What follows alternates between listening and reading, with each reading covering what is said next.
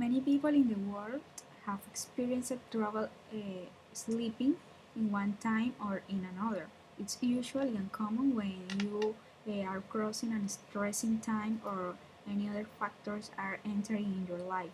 But it's not common when you're in your daily life have problems to get for getting to sleep, and that's the moment when you can believe that you may be suffering a sleeping disorder. Uh, the lack of the quality of sleep could cause a negative impacts in your lives, in your health, in your emotions, and that's why you can and that's the moment when you have to start thinking in a better quality of your life. But you are not the only one.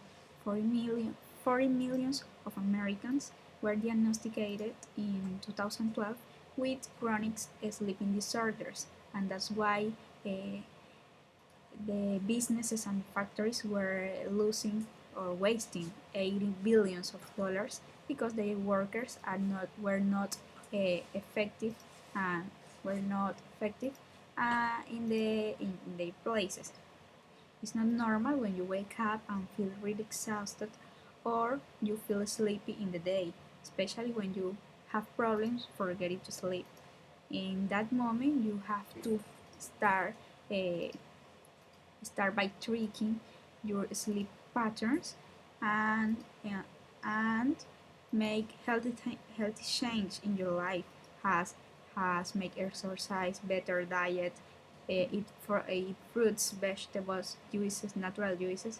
So one example of that it's mine.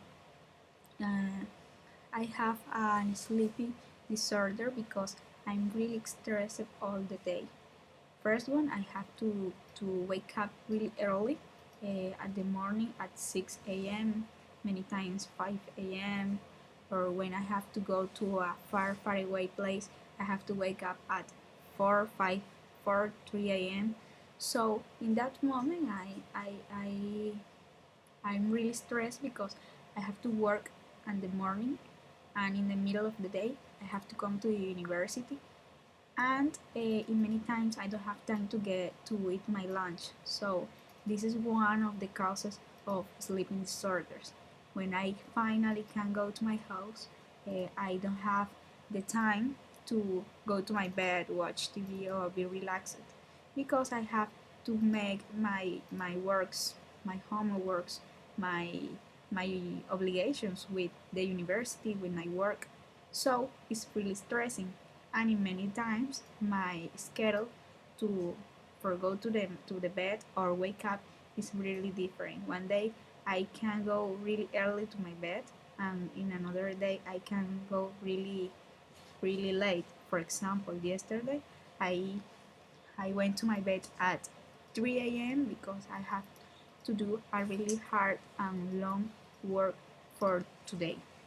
So this is one of the causes that I think it being making disorders in my way to sleep. So I recommend many things.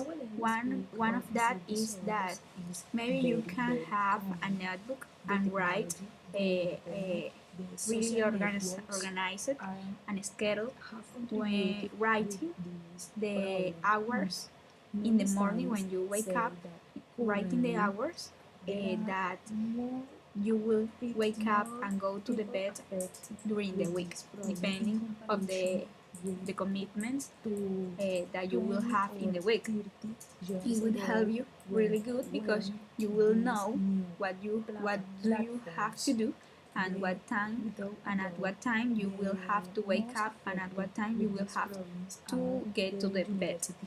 Don't waste time in the computer. Many times we stay in the computer and nothing anything with anything to do, just having fun in Facebook, Twitter, Skype, chatting with our friends or family. And this time you can use for sleep and be relaxed, for make exercise. This is one way to get improve your quality the quality of your life. and be more healthy. Another another recommendation that I will say is that you will have to be organized, and that's and this recommendation is going to me for me too. We have to be organized with our time. We know that we have to do something in the morning. Well, wake up early, but at the next day you have, but at the same day you have to get forget you have to get to the bed really early too. Be organizing with your schedule, and this is the way for have a healthy life and prevent sleeping disorders.